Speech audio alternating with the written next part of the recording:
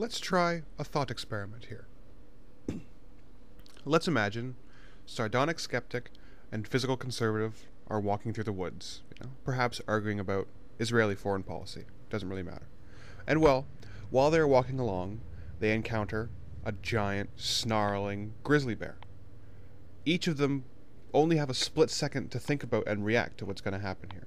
One of them will look at that bear and will understand that bear is hungry, that bear is going to perceive me as food, that bear is going to kill me. I must do something to stop the bear. And that's all they're going to think about. They're just going to think about that bear is going to want to kill me and I have to stop the bear.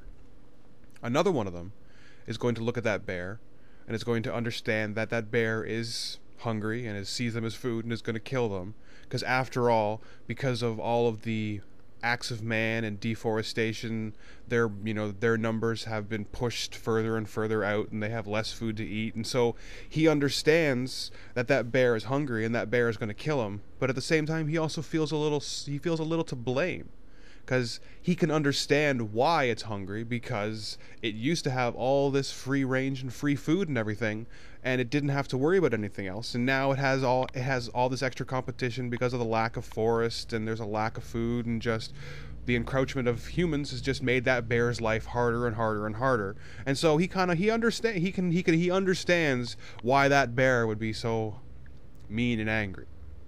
So both of them understand that the bear wants to kill them, but where one of them would just look at it and be like, that's it, that bear wants to kill me, I must do something to stop it. And you don't really go beyond that. And so you don't bog yourself down with a lot of, unneededness per se.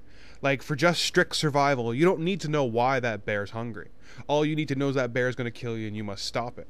But if you take more of a, I guess, for lack of a term, more of a liberal view, you will kind of take the whole bear society's idea in mind, and you will think about how, because of the actions of humans, these bears have had a harder time.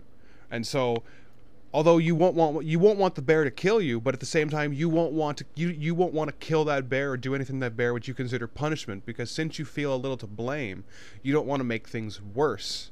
So you kind of get stuck. You get stuck in this spot where it's like you have a snarling bear who wants to kill you there, but you don't want to kill it exactly. So it's like you want to kind of restore the balance. But the only way to restore the balance is to make yourself less powerful, so that way the bear can have more free range and more food to eat and stuff like that. So, and I'm hoping this analogy works, because I thought about it for a while, because it's almost the same way a lot of people treat, terrorists and like terrorist kind of nations, or nations like that. Like, those terrorist nations are having a harder time now than they used to. Like, they see like the growing of American strength, and they see that their world that they understand is becoming smaller and smaller and smaller, and the things of their love, like their religious beliefs or whatever, seem to be becoming less and less important into the real world. And they have a smaller space to work in, so they're lashing out. They want more room, they want more power, they want more control. And us here in the more privileged nations, some of us will look at that and be like, they're trying to kill us, we must protect ourselves. And that's as far as the argument goes. Where other people will look at it and be like, they're trying to kill us because, like, we did this so many years ago, which made their life a little harder, and we did that so many years ago, which made their life a little harder. And so I can kind of understand why they would be so mad at us. And so it is a little bit our faults, but at the same time, they are still trying to kill us. And so it just seems like once you start preoccupying yourself with the whole, like, how much blame do I have in this scenario, you seem to almost start handicapping yourself, because you want to make things fair in your mind. But to the terrorist or the bear, none of that really matters to them. They don't care whether you understand their point of view or not. Like, all they understand is that their world is changing, and they're trying to fight to get it back to the way that they want it. And unfortunately, the way that they want it is where they are more powerful than you are. And perhaps after that's happened, maybe after generations, some of them will look back and feel sorry for us when we start, thrashing about and, trying to expand our influence and stuff. And some of them will look at us and be like, oh, well, if our, great grandfathers didn't, destroy their country in the war, they wouldn't be refugees and outcasts and stuff like that. And other ones would just look at us and be like, they're trying to kill us, we must kill them.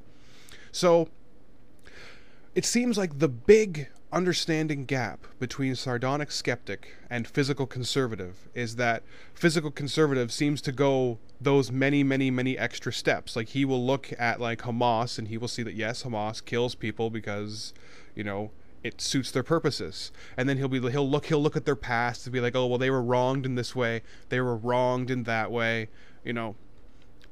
they have all these strikes against them from the past. It's like, oh, they're set up to fail. How could they? It's almost like, how could they help it? Like, we basically almost pushed them to this by a death of 1,000 cuts, where we forced them to end up in this scenario.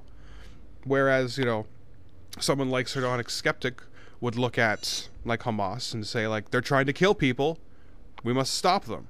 He's not going to preoccupy himself with thinking about why they're, turning their kids into bombs and killing people. All he's going to see is that they are turning their kids into bombs and killing people and want to stop that, And I guess ultimately that's probably the big divide between conservatives and liberals, kind of thing, is that the liberal will look at it more holistic and be like, yes, they're using their kids and they're trying to kill us, but look at the life that they lived. Look at their socioeconomic status, look at the hardships that they've had to deal with the occupation of their land and the loss of their religious identity, and how they're looking around and they can read the tea leaves. They see that, in probably 50 years, 100 years, unless they do something about it, their culture is going to be wiped off the map, just like so many other cultures have before that you don't even know about because they've been wiped off the map. But yet there are the people who I guess are the more conservative bent. They don't bog themselves down with all that. They may be aware of it on an intellectual level, but when they're thinking about it in an emotional level, that doesn't really dial into it. They don't care that their great-great-grandfather killed his great-great-grandfather. All they're caring about is that he is trying to kill me, which, from an evolutionary standpoint, probably is the more correct answer, because it probably ends up with more solutions where you live and they don't than the more liberal point of view, because whereas when you take kind of consideration into all those other factors, you don't want to destroy them so hard. You want to win, but it's you want it to be close. You don't want to win 4-0, you want to win 3-2 in overtime.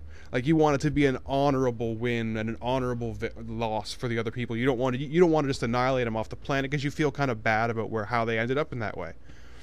Whereas a more conservative point of view wouldn't mind wiping them off the planet, because that would be an ultimate solution kind of thing. It's this country is annoying us, get rid of that country, and the problem solved. It's a very kind of simple solution, and evolutionarily speaking, it would work, because if something is threatening your way of life, if you remove it, then your way of life can continue unimpeded by that. So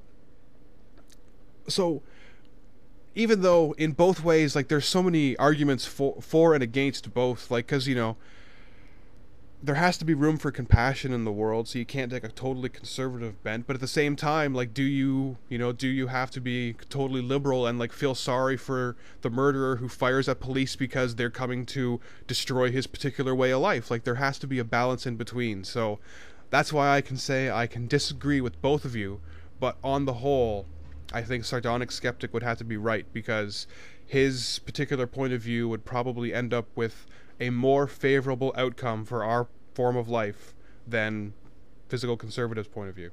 And that's ultimately all I have to say.